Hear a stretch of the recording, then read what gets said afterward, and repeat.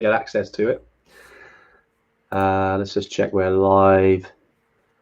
As always, if you're watching, you know that we like to play on our phones as we come live. No, we're just checking that we're live, guys. Yes, we're live. Awesome. Marvelous. Okay, right then. Yeah, hey everyone. Andy here and Dave. I was going to say then from another episode of Mountain Malarkey podcast, but our Tuesday tune-in Q&A. I believe this is our 14th or 15th week, Dave, which is actually crazy. Is that how long it's gone? Yeah. No. When you said that, I think, yesterday, and I was like, 50. I got to stop doing this because I'm in the office today, so I'm like moving away. I'm jealous. You're back in. But 15 weeks, man. 15 episodes. Amazing. I know it's mad, isn't it? I know I probably cheated a little bit because we did 3 in 1 week. That 1 week, but hey Amanda, and hey everyone else who's joined. Say hello if you've joined us, and as you're on the live as well, don't forget to give us a little thumbs up as well, just to say hello.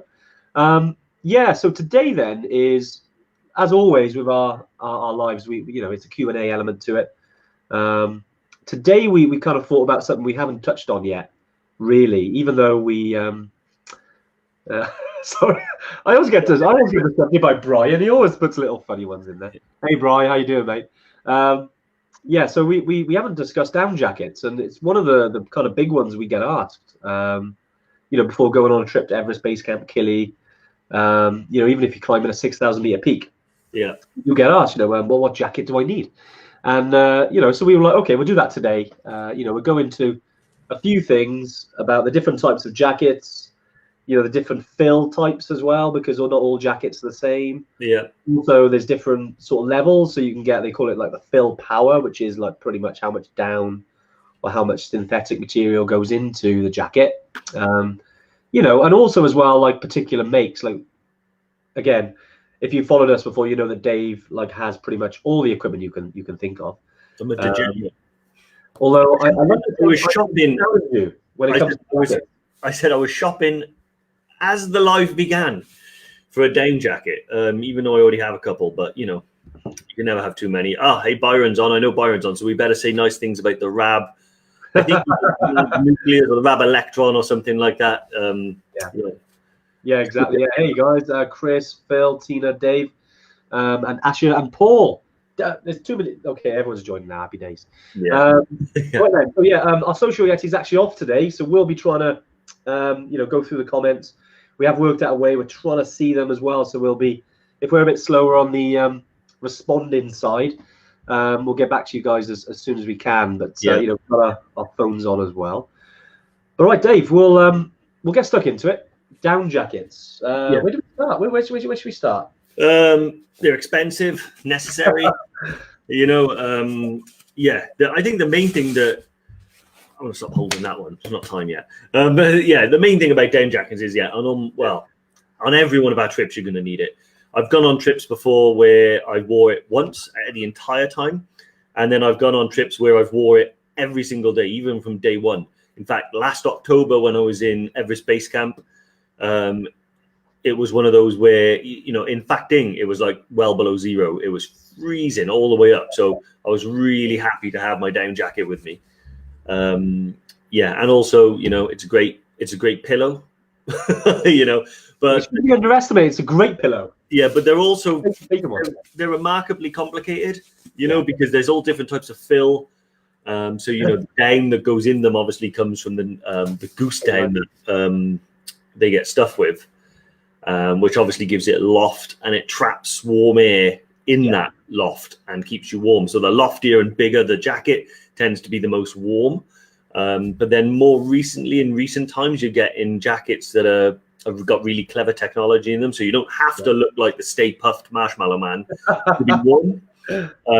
But certainly, it does help. We did Kilimanjaro in February, and I wore my loftiest jacket for the summit approach on that one.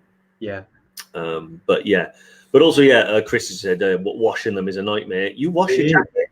I don't think I've ever washed my down. I might wipe down the outside of it. You can get them washed. I actually sent mine back to Rab once. I got a jacket, and Dave, I know you've had the same jacket as this. I think it was called the Rab Infinity endurance. It's basically Byron has just got the newer version of it. A newer So version it of it, used to be called the Rab Infinity Pro Endurance with hydrophobic down. So even if the down got soaked, it would still retain heat and stuff like that. Definitely. Does Rab. Yeah, hey guys, just say hello to someone, Paula, Claire, Chris again, Jerome, Ian, Darren. Awesome. Good to see you, Darren. So with Rab, basically I had a bit of a tear in the back. So I had basically sent it back to Rab. It cost, I think it was about 30 or 40 pounds. And they put more fill back in and they washed it at the same time. So I was like, happy days. One thing I remembered as well, because I know that obviously we're saying hello here, we're talking about jackets. Questions? Any questions you've got about jackets, do comment. Yeah. Anything around jackets, anything at all really, because I know that it's not necessarily all about jackets. We can answer any questions. So fire away. Chris has just said that he got baby sick on his, so not washing it was not an option. Yeah, totally agree with you, mate. I haven't got baby sick on mine. I've got my own sick on mine a couple of times, but it's familiar, so it doesn't bother me. But I like. I'll bring Stuart's actually. Stuart Pinchbeck. Very good question. I think good place to start as well. So, it depends. Like Dave, you've got a jacket there. I mean, I've got a bunch of jackets here. We'll pull out. I mean, when you still want that one like that, don't you? Yeah, when not in use, my own personal jackets that I've spent a lot of money on, I tend to store on the hanger. So take them out of the stuff sack and store them on the hanger as normal. And then they'll only look like this pretty much when I'm carrying it around. The reason why is because I don't like the idea that it's constantly compressed. When you let it sort of expand, its loftiness fills and stuff like that, and it just stays in better condition. I agree. This one actually is, I believe it's the best one money can buy. I can see why you're gonna. It's certainly got the most space age technology in it. Elon Musk makes these, but it's the EverTrek branded down jacket. So. No, in all seriousness, these are good jackets. The brand is EverTrek. The make is EverTrek. Get a call from James, Mr. Wright. Look at that. Is he not watching the live? I know. I can believe it. He came so this is the one. If you booked a trip with us and you have selected to use one of our jackets, this is what you'll get given. If you booked a trip in Nepal, that is. That's in Nepal. So nothing too special about it, but you can already see that it's this is unfortunately a small, so it lives in the back of my van, but I never get to wear it. Demonstration purposes, Dave.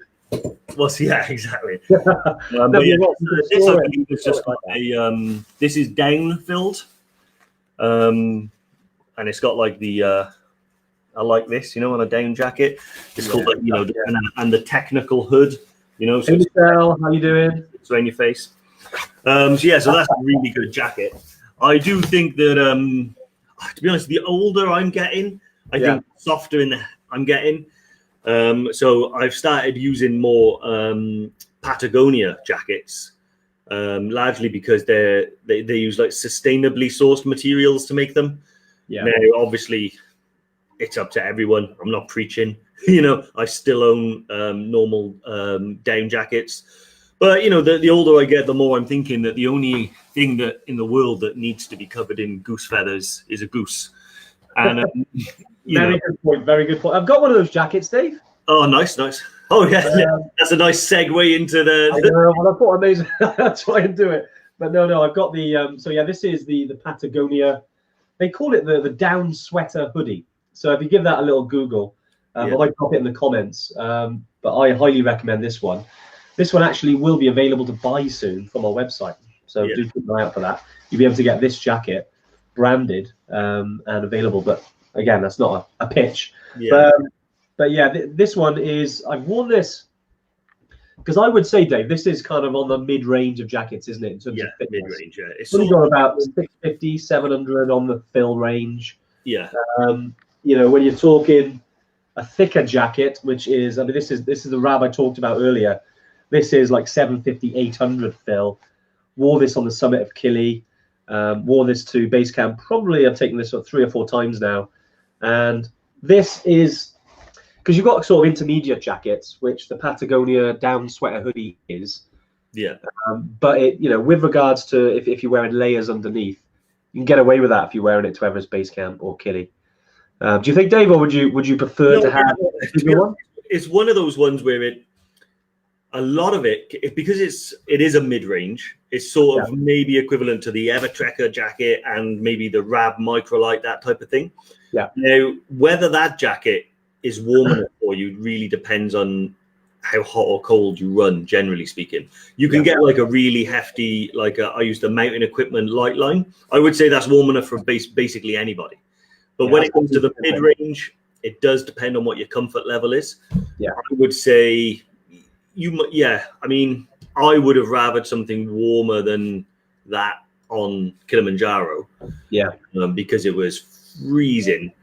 And even with that big down jacket I had on, I had to have like a fleece and... You still felt the cold, didn't you? Yeah, exactly. But I don't normally feel the cold. So that's why I would say that I run quite warm. And if I found it cold, I would say if you've got the lighter jacket, probably going to need something heavier, I think, for going. Probably fine for base camp. Yeah. Probably fine for Machu Picchu. You might get away with Tupcal, depending on the time of year you go. For Kilimanjaro, particularly if you're going in colder times, it gets, you're nearly 6,000 meters. For other 6,000 meter peaks in the Himalaya, you're almost certainly definitely going to need a heavier, at least an 850. With regards to synthetic or regular down, to be honest, most of the people tend to say that the full proper down is good. But like I said, there are other makes. If you feel a bit unhappy about it, you can look at makes like Patagonia. I think even North Face do a sustainably sourced one now. Yeah, they have. They've introduced them. Or you can go like full synthetic, or you can do partway synthetic. So what that means is it has the goose down in it, but it also has synthetic down, which will most likely be water resistant to some degree, which is why they put the mix in. Rab are really good at doing that. They have lots of their Pertex lining and what they call hydrophobic down, which is pretty good. Yeah, definitely. Some great to see some comments coming through and some regulars on here as well. Dave Town, always in here. Lewis Quinn, even Michelle Squire, she's on here. Hey, Michelle. Hope you're doing well. Jerome, Chris, some good questions as well. This is a good one. I think it's from Helen Barker, actually, in terms of down or synthetic fitting for Kili March. I think Dave touched on it a little bit there, but again, with regards to down or synthetic, it's one of those. If you type that into Google, there'd be 100 different opinions, whether synthetic's better or down's better. In my personal opinion, I always preferred down. I think there's a reason why that was used initially, because it is better. But when you're thinking on the sustainable down, or even moving away completely from down, because there are some really good vegan jackets out there, which I know some of our EverTrekkers, I believe Diane Fazakli, who's over, I don't know if she's on the live today, but she's got a really good sort of down jacket. I'll have to ask her what it is. But there are some great ones out there. And this is in terms of the technology now. So down has been around since Mallory and that sort of era, and then I think it got to like 60s and 70s, and they were like, right, we need something that's a lot better than just tweed. Which is why they came with using goose feathers and duck feathers. And I think when it comes to synthetic, they realized, okay, it's great, but it's nowhere near the insulation properties of down. So it is moving on a little bit.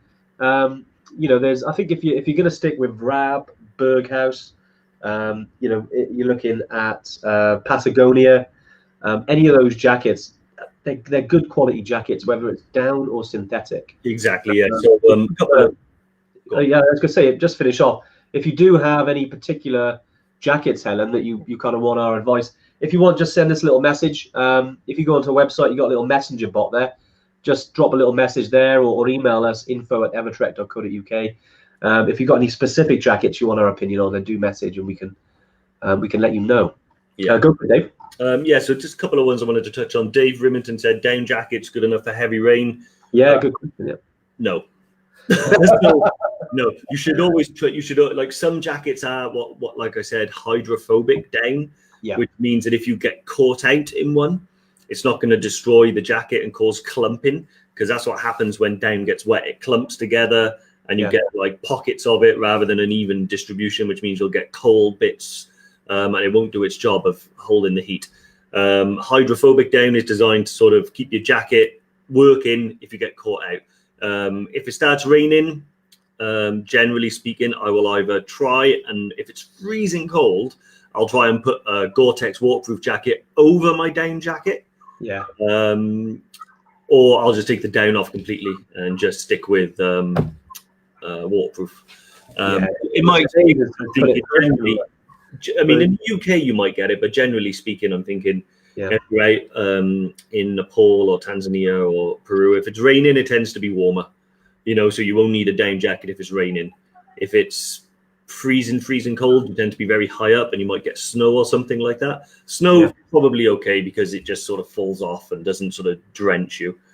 But yeah, hopefully that helps. Nice. Yeah, Sinead joined in perfectly there for, you know, Gore-Tex for waterproof, down for warmth. And I think you're right there. Yeah, when it comes to water resistant jackets, down jackets just don't cut the mustard, do they? Unfortunately, I think they haven't quite got it there yet with regards to making it waterproof and warm from a down perspective. Anyway, but good to see some other regulars as well. Doug Smith, good old Spud. Yeah, Chris, you can talk about whatever you want, mate. This is we just get the ball rolling with a subject. Or anything else, shoot. But fleece and a down on one or the other. Again, there are no rules. You know, you can do whatever you want to stay warm. When we climbed Kilimanjaro, I had an insulated base layer, I had a fleece, I had a down jacket, and I had my Gore-Tex jacket, and I wore them all at one point. The only thing I would say, if we're talking about waterproofs, if we've just kind of nipped onto that for a second, when I was going up Kilimanjaro, I had because the wind was so strong and it was blasting your ears, you had to have a hood or something over your head. When you're wearing a waterproof jacket like a Gore-Tex, the noise from the jacket itself can be like unbearable. It's like a rustling in your ears and it can go on for hours, you know.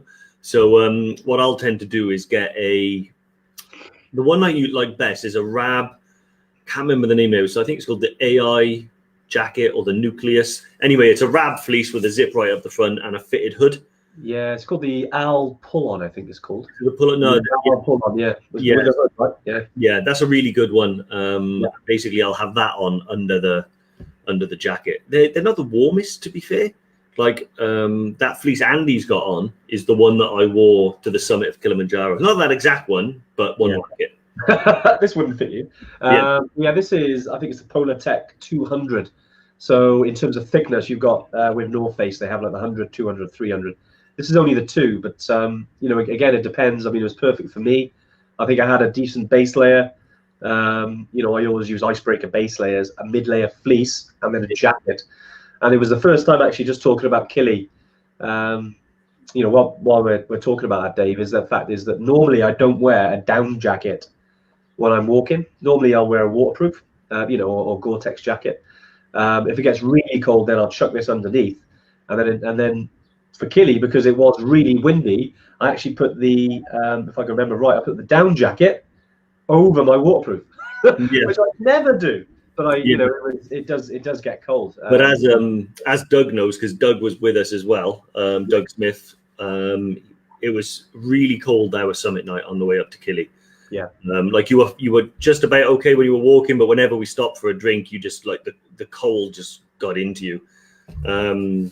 But yeah, I think layers is probably the most key, because it never, although we're talking about down jackets and fleeces and stuff like that, your overall sort of performance on the hill and how comfortable you are doesn't come down to just one garment. You know, it's about layering up for the task, and layering is key. So on any trip, I'm terrible for it. You know, I'll be stopping and putting my jacket on and off like all the time. You know, on the way up to Kili, I take the down off and put it on. I take it off and put it on. But that's the beauty of layering. If you pick one item that you have to wear for the whole time, you can be very uncomfortable, either too cold or too hot for a long period of time with no way to fix it. Layering is key. And also layering, so like your base layer, that should be like almost skin tight. because any sweat then that's on your skin will just be taken straight through off the skin and then will be, evaporated. But I think we've done a blog about layering, haven't we? We certainly have, yeah. I think it was what we will do. I mean, normally, let's say we got the Social Yeti posting for us. We'll put the link for that article. We'll put it in the comments, so just so you can get used to that. I'm just going through some of the questions from top to bottom here. I know Dave Town asked about the Rab Kinetic Alpine jacket. I have to be honest, I've never used that jacket, but I did a little bit of research then. I would say from a jacket perspective, it's probably not thick enough for base camp. I would be looking at something because I think that's looking at the price range, about £200. It's a decent amount to spend on a jacket there, Dave. So if I were you, you do have the Microlight Alpine, which is probably a little bit less, actually. I'd say about 160, 170 quid, which would probably be better than that. I know a couple of EverTrekkers who have worn that to base camp. You could also look at, it is a little bit more, but you've got the Rab, I think it's called the Positron, which is a bit thicker. Definitely I'd say more of the intermediate to heavy range, because what you got to think of is that with regards to these jackets, you don't want to get them just to use for one trip. The one thing I found is that the Rab, luckily I spent almost 400 quid on it about 4 or 5 years ago, and it's lasted. But the thing is, I only use it like in depths of winter. I have another one, which is the Patagonia one, which is more versatile, so you can wear it in the spring and the autumn evenings.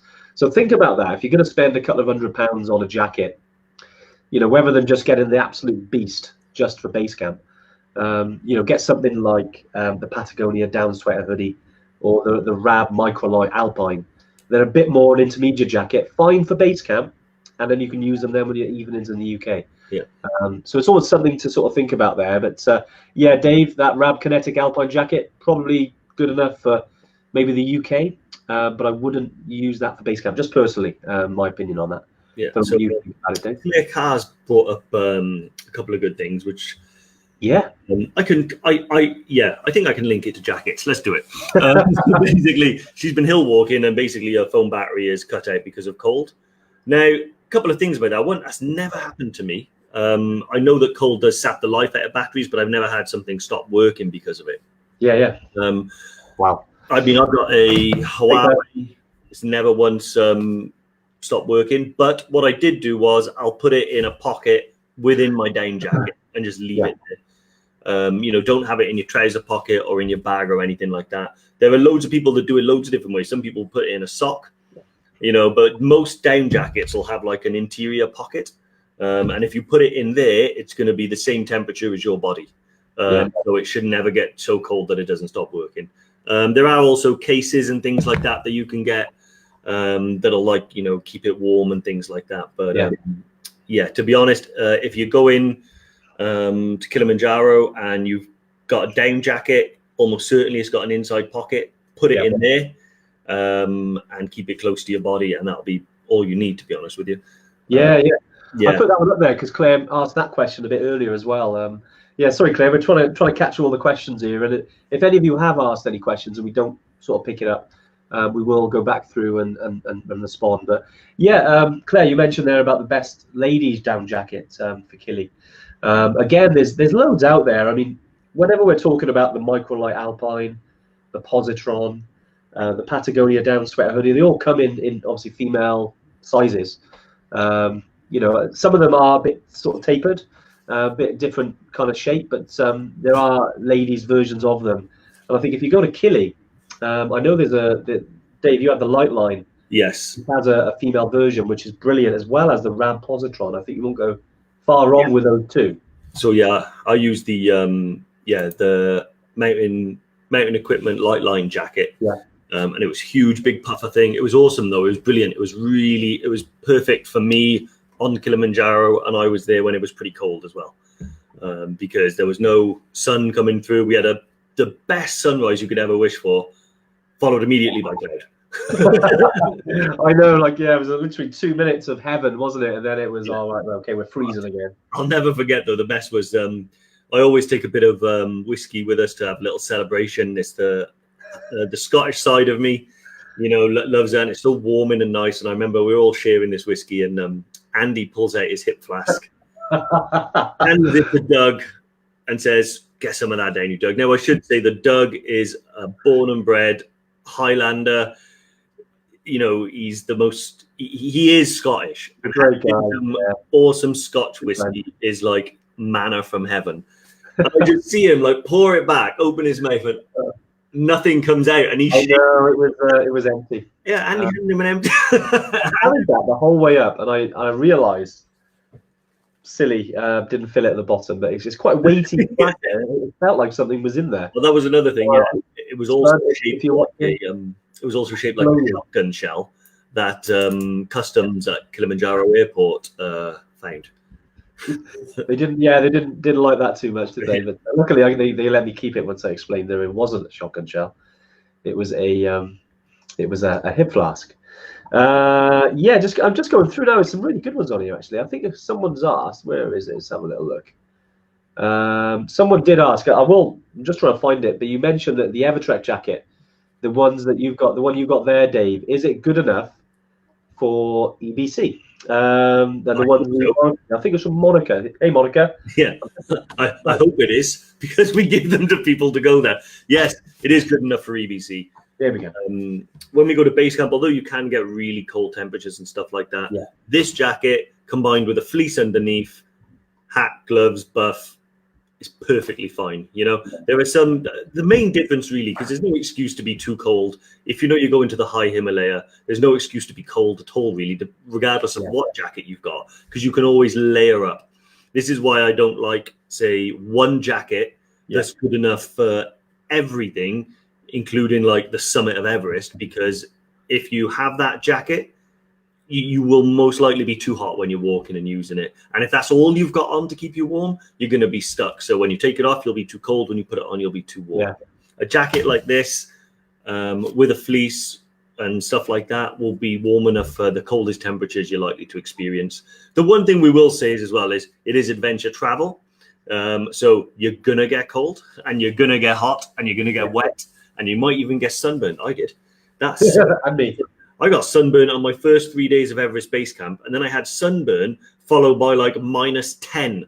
It is like that, isn't it? Because the days and the nights. I mean, it's like in the UK, isn't it? You know, the weather can change, you know, on a click of the hand. And next thing, you know, it's good to be prepared for all 4 seasons. Yeah. You know, while squeezing it into the duffel bag.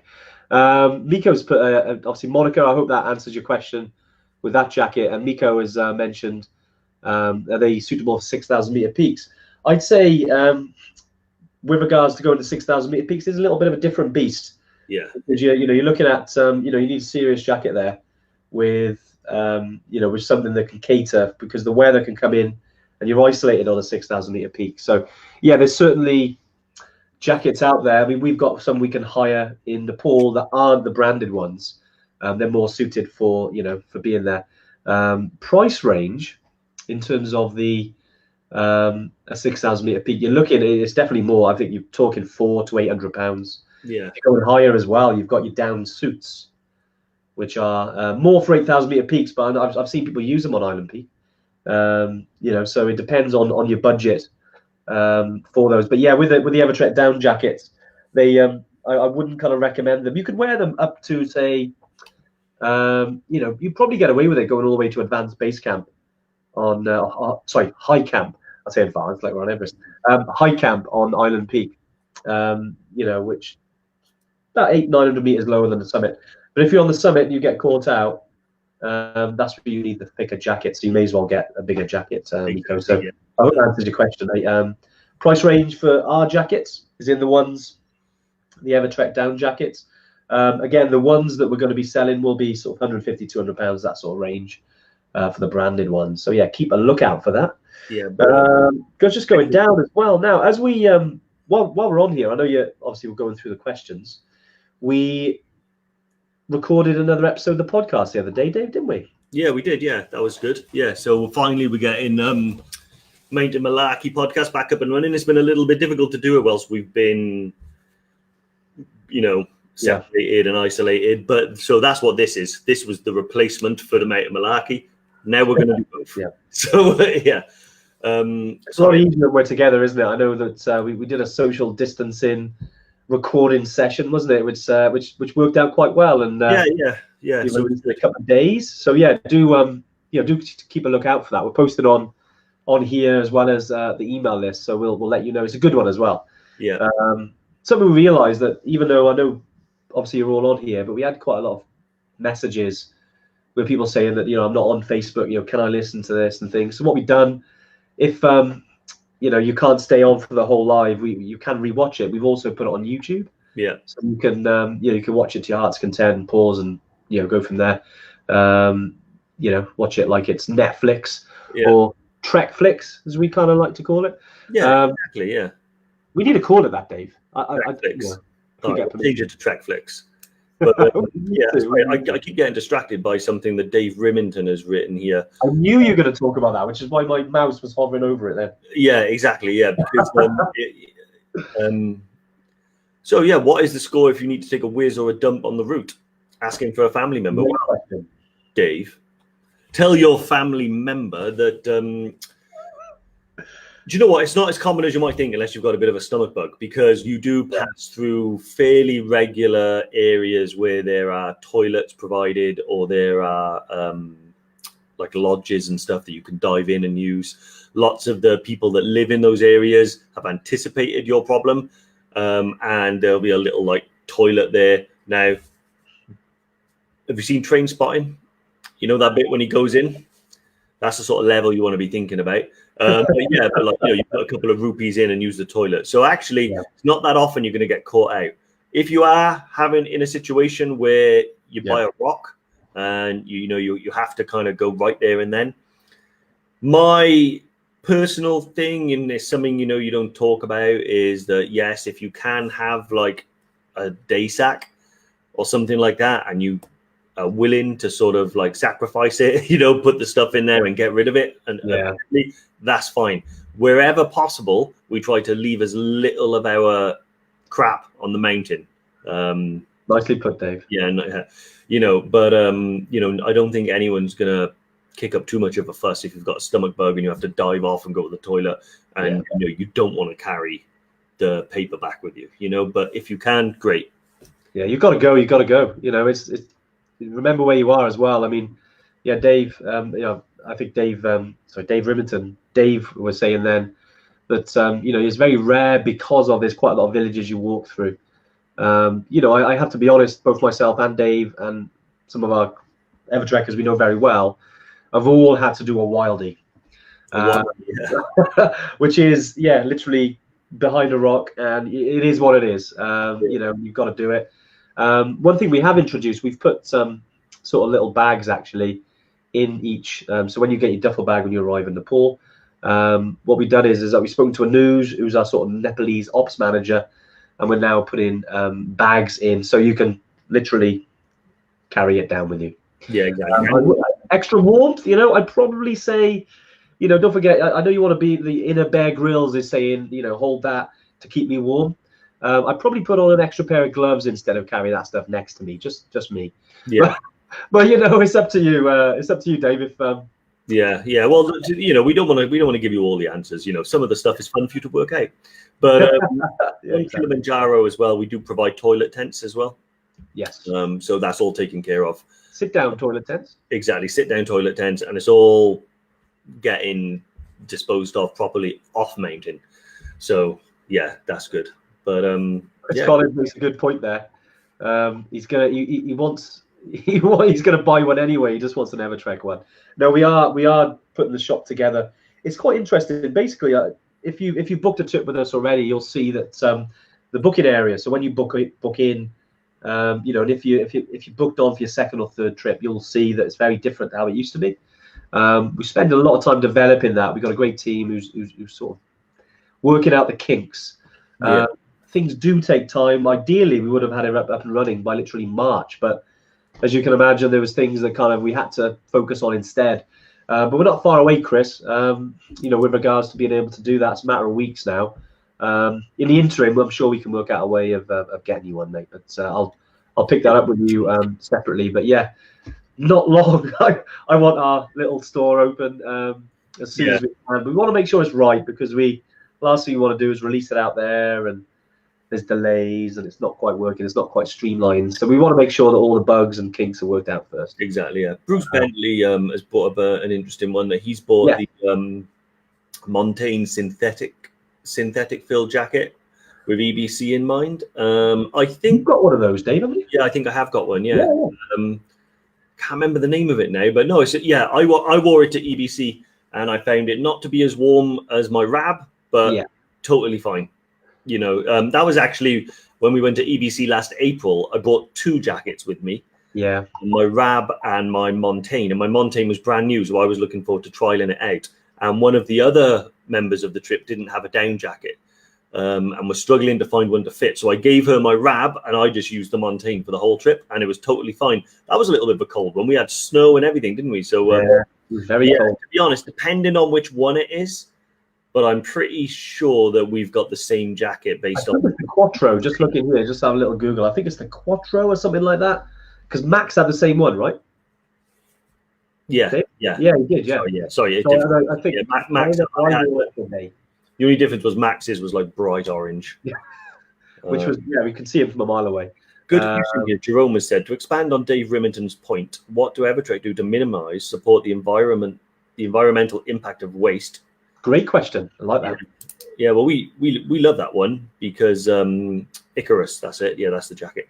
To be honest, we do quite a lot. Now, yes, it's hard to know where to begin. The first thing that we did, going back right the way to the beginning of 2019, I think. February, March time, wasn't it? Yeah, we used to use, well, as is common practice, and still to this day, common practice on the mountain, there's 2 ways you get your drinking water.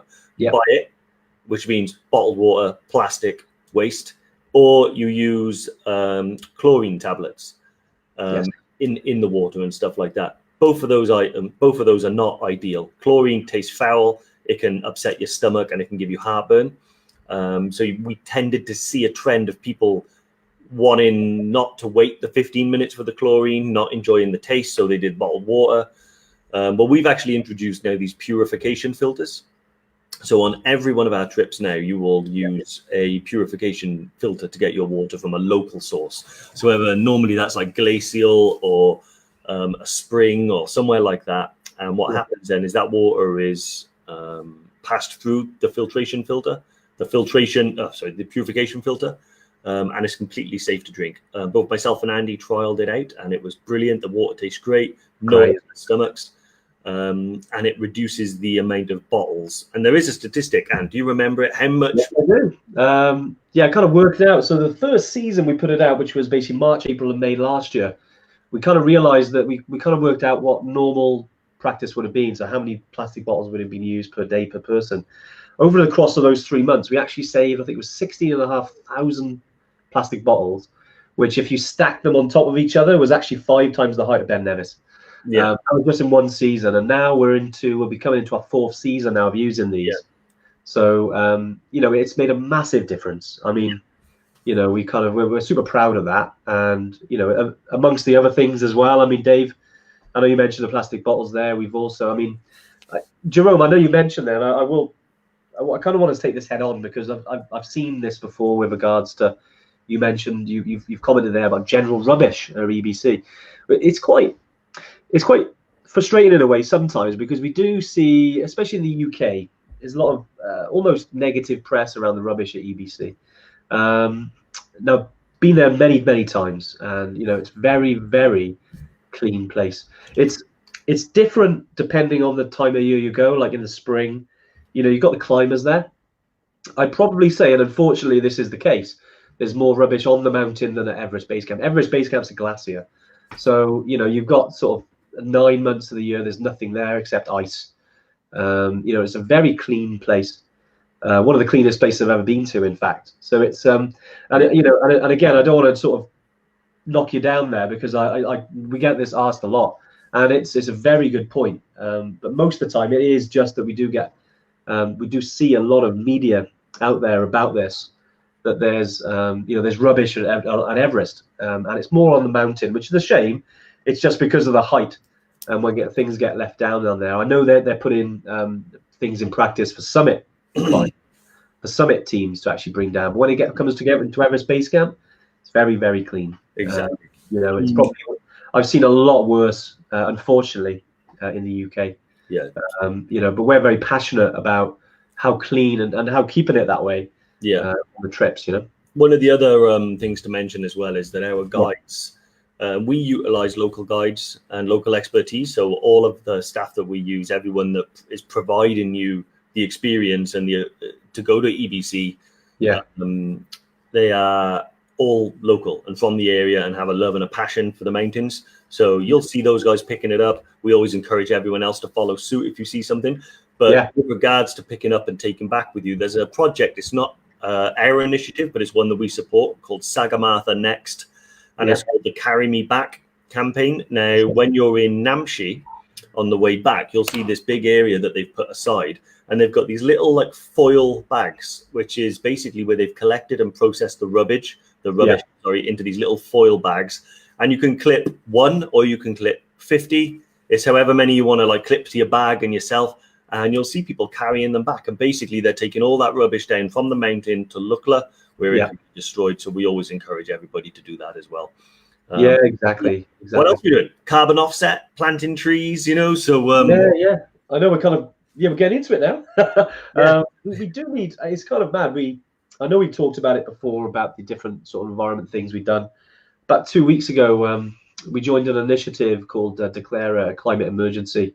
Basically, it's quite a lot of travel companies from the UK and abroad have come together to basically create a plan, basically to almost be carbon neutral, if you like, and almost a commitment to doing more. So we were, we've kind of done that. We declared a climate emergency because we realised that there's always stuff that we can do more. Our relationship with Mossy Earth. So Mossy Earth, if you give them a little Google, they're a sustainable project basically around rewilding. So pretty much everyone that books with us, it means that for every person that books, we do plant a tree to carbon offset, against you coming on our trips. We've done that. I mean, I haven't worked out a number yet, but we're going to be quite big with regards to the number of trees we planted. But we're working with them to actually do that. So quite excited about that going forward because we want to make more of an impact.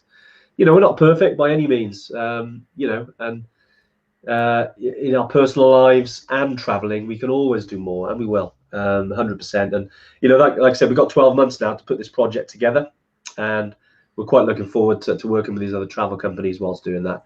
Trying to get more travel companies involved because the more we can do, for the environment, it's still going to be there, 20, 30 years down the line. So that's the important thing, really. If someone has a look at the comments, they'll see that I've magically, seamlessly, without anyone noticing. Very good, Dave. Very good. Very good. But yeah, all good. And also, Chris Collins has said he wonders if it's the north side. You're dead right. Yeah, it is the north side that's causing it. It is. It's as simple as that. So the difference is basically that in China, Tibet, you can drive to base camp. They built a road, and it attracts a different type of tourist. When we go to Nepal, there's only one way to get a base camp. You've got to walk, and that attracts a different type of mindset where people are actually interested in the environment and the experience of trekking. The other side of it is more like, I'm just going to go and drive and see Everest. And you will see like more rubbish and stuff like that. But Everest and Everest Base Camp is actually cleaner than it ever has been because of the climate initiatives that are coming out. So it is really good. I'm just going to bring up this comment from Tony as well, because whilst we're on the live, just to remind everyone, I know Tony's obviously got himself involved. About a week ago, we launched the Kilimanjaro competition. So we've launched, what was it? Probably about 6 months ago, we actually launched Kili. Had some great EverTrekkers reach the summit of Kili, and we thought, right, let's take 2 people for free on another trip to Kilimanjaro. So get yourself involved. We'll put the link in the comments just so you can get yourself in there. Dave, if you can drop it in, mate, that'd be wicked. Seamlessly now, as you do it. But get yourself involved because for yourself and a friend, we're offering those 2 spaces for free. And there are some good runner-up prizes as well. We've done previous competitions before, but doing something a little bit different. with that. So yeah, definitely get yourself involved if you're looking to get to Kili. It's actually mad. We've had over like almost 8,000 people register so far in a week, which is mad. So I can see there's a lot of people that want to go to Kili. So yeah, get yourself in that competition, and it's really good. I mean, the more times you share it, it's a prize draw, so you basically get your name in a hat. The more times you share it, then you get more names in the hat.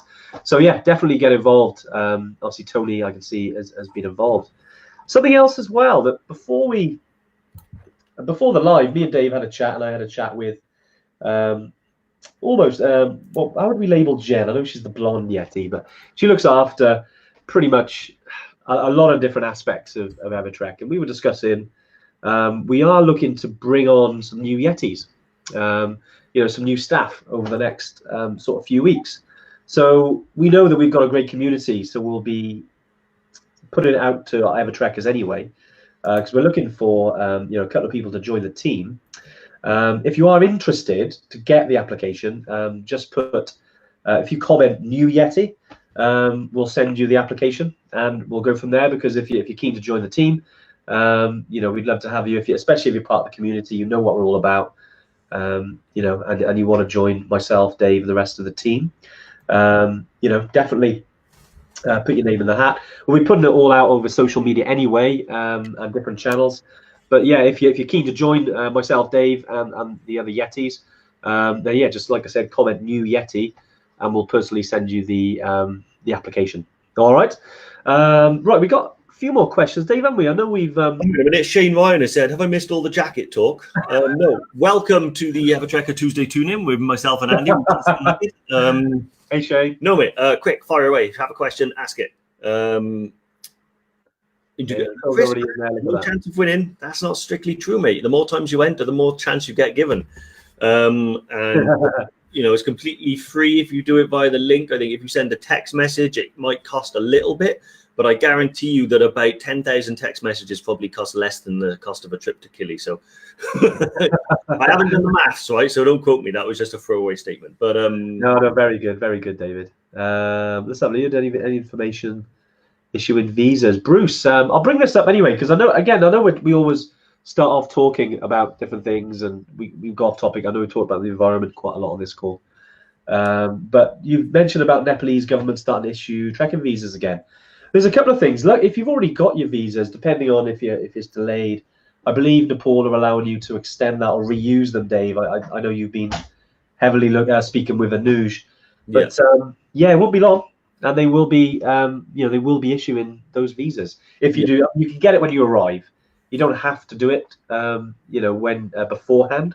Yeah. Every time I've gone to Nepal, I've actually just done it when I arrive. It's quite simple. Sometimes it takes an hour, but you can get an arrival visa. It's 5. For your trip. But Dave, I know you've, we've done visas like when we've gone to say Kili, Tanzania, other countries. You can get it before. There is an embassy in London. It's always I'd always say, if you're going to go out there, and we've had a lot of customers who are rescheduled from the spring to the autumn and go into next year, and all things a go at the moment regarding the autumn. We're super excited. There obviously might be some sort of slight changes to make sure that we adhere to social distancing, but we're really excited about the autumn and our other trips around about that time as well. But Bruce, we'll definitely keep you updated. We do have, I will share, Dave, we've got a COVID-19 page on our website, haven't we, which we update when we get new updates. So what we do is we'll put the link at the bottom. If you are up for any updates, go on that page, because that's when we put any updates regarding things like that. Because as soon as we hear anything, we'll obviously put it out to the community. All right. So I hope that helps. Shane, let's have a little look. What are we going next May? What's the day-night temps? Shane, I presume you're going to. I'm just trying to think now. Where's Shane going, Dave? I think he's going to EBC. Or Kili? I think Shane's going to EBC. I used to be able to know everyone's name and trip by memory, but I believe I know. In fact, hang on a sec. I was going to say, bring this thing up. Have a little think really quickly here about where Shane might be going, and base camp actually. And yeah, so you're going in May. To be honest, May's a funny one because you head in spring during the day, particularly in the early parts of the trip. It's going to be warm. It might even be shorts and t-shirt weather.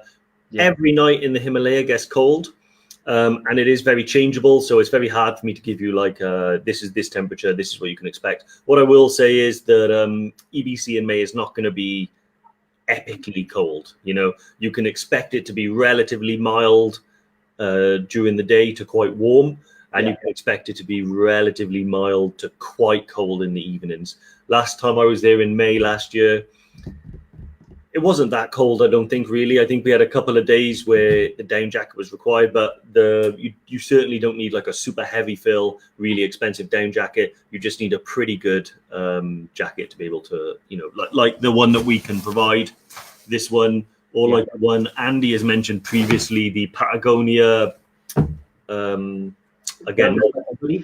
Yeah. This one? It's a great jacket. I always want to put it on now. It's so nice. Yeah, you see, yeah, Chris, I'm glad you noticed, mate. You can't teach this. This level of smoothness and delivery is something that, you know, it comes natural to me. No, it's great. It's always the same, isn't it? I know we got some questions.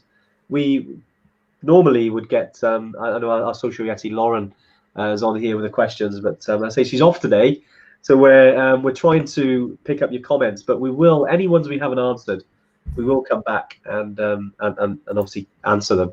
Because I had a couple of questions at the top there, and I was about to bring them in, and now they disappeared because I can't actually view them. So sorry about that. We will get back in there.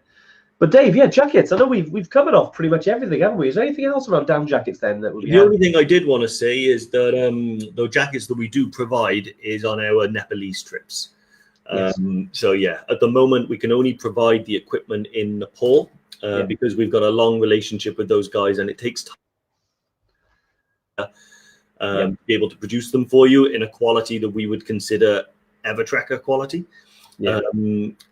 It's definitely something that we are going to be pushing on all of our trips. So in Machu Picchu, in Peru, Tukal, Aconcagua in Argentina, Kilimanjaro in Tanzania, all of those places we're going to be looking to provide the same level of service. So stay tuned on that. I know it's that's an Andy project, that is. That's one. I was going to say, it's pretty much we've launched a lot of new trips in the last 6 months, and Dave's right. We are when it comes to these sort of things, the jackets. I mean, first things first is getting the trips ready, EverTrekkified, if you like, ready for you guys to go on, which is great. We've done that. The sort of added bonuses, like these jackets, it's something we're definitely going to be able to roll out on all of our trips. So yeah, we will keep you informed on that. Shane, I know you've asked about the cost of the jackets. With regards to the down sweater hoodie, again, you're looking at about £180 for that one. The one that Dave's got in there. This is £2,000, Shane. If you make your payment out to Dave, the painted, no. So basically, this is a free rental. So this jacket here, if you went to Nepal and you selected to use one of our jackets, you can do that via your members area. One of these will be given to you by the team in Nepal, and it's yours for use during the trip. We have had some talk about you guys being able to retain it after the trip. I'll have to update you on that and find out where you are. It all depends on how much stock we have, because we can't afford to sell them all. Because if we locally in April, May's customers might have something to say about it. But we're definitely looking to do that, because one thing we do like and we love is that each one of you guys on here and everyone else that's not watching is all part of the EverTrekker community. You're almost like an extended family. I get more messages from Facebook than EverTrekkers than I do my family, actually. And we love the fact that you guys are proud to wear the EverTrekker name on the jackets and fleeces and stuff like that. And it's amazing. So we have got things like hats, patches, jackets, all sorts of stuff. But it's about getting down and getting everything ready. And like Andy said earlier, the online store, which I'm super excited about because I am not far away. For my kid, mate. Honestly, it's been percolating in the background for probably in more or less 6 to 9 months. But again, with the developments of the membership area, that's definitely taken priority because that's where you manage your bookings, manage your trips. The little Brucey bonus of the jackets will be far away. There'll be a lot of gear. Everything you pretty much need for a trip will soon be available to buy off us through your members area. So definitely, and Dave Town, I know you've been on the live. You probably watched since the beginning, I think, because you're one of the first on. So thanks for joining us again, mate. I believe we answered earlier, but I think it was Mika who was on the live about the jacket. Is that jacket good enough for Island Peak? No, it's with these are base camp and Kili, the ones you can hire off us from. The ones you can buy. But we do have ones that are available to hire that are good for Island Peak in Nepal. But they're not branded. They're just for use for Island Peak, but they're not branded yet. But yeah, probably gives us a reason to make some branded ones, Dave. Yeah, for Island Peak. I think North Face Summit Series, stuff like that. The higher end, bigger fill, really mega warm jackets are the ones that to be honest, the best thing you can possibly do, because 6,000 meter peaks now are becoming more of an actual staple of the trekking and mountaineering community. That it used to be that you had trekking clothes and you had like extreme mountaineering clothes. Well, now there's that little niche of 6,000 meter peaks. If you Google best jacket for 6,000 meter peaks, I know that's me maybe teaching you to suck eggs. Weirdly, right? Google just heard that and it popped up. You'll find some really good makes and models that have been designed specifically for that purpose, and boots and things like that. A lot of them might be a bit overkill because they include things like Ama de Blam and technical clothing. The trekking peaks and stuff, you don't need particularly technical, you just need it to be warm. So have a look, and if any of you, by the way, find something interesting, or you want my opinion on it, or you want to ask me a question about it, drop me a message. It's my favorite subject. I was going to say you have enjoyed the equipment talks we've done. That's why I usually I'm like, right, I just get set you off the lead, because you are equipped. When it comes to equipment, you're the man. Stuff. I'm an early bankrupt man. Jerome's just hard as well in terms of catalogue, and thanks, mate. Cheers, Jerome. Thanks for being part of the community. I know you joined on loads of the lives. Well, as always, instead of having like a catalogue, what we do is it's going to be on your members area. So you're booked in, you'll be able to go to your members area, you'll be able to click on, basically the equipment store, and it'll all be there online for you. So we always try and limit the things we kind of send out in the post, if you like. There will be some sort of breakdown for you. Definitely. So you can say, like if it was Everest Base Camp, you click on that, and that's all the equipment you need for Everest Base Camp. All right, so I hope that answers your question, guys. Right, Dave. I can't believe it's been an hour already. Done well. Is that all? That's been great. It's been great. But thanks for joining us today. Another Tuesday tune in. We'll be back next week on Tuesday. But in the interim, as we mentioned earlier, on Thursday, the next episode of Mountain Malarkey podcast is out. So definitely look out for that. Get yourself into the Kilimanjaro competition if you haven't yet. I know, Dave, you put the link earlier. And if we haven't answered your questions, we'll come back through the questions now and just reply. But thanks for joining us again, guys. Dave, as always, mate, I'm a bit jealous you're in the office. Yes, mate. We're starting phase office work back in. It's a bit lonely, but that's okay. One thing is, if you guys have any subjects or topics that you want to be the focus of one of these Tuesday tune-ins, then drop us an email. You can email it to info@evertrek.co.uk. If there's a specific subject you want us to mine into, we'd be more than happy to do that. So drop us a line, help us out. Exactly. Great stuff. All right, cheers, Dave. Thanks, everyone, and catch up with you soon. See ya. Bye.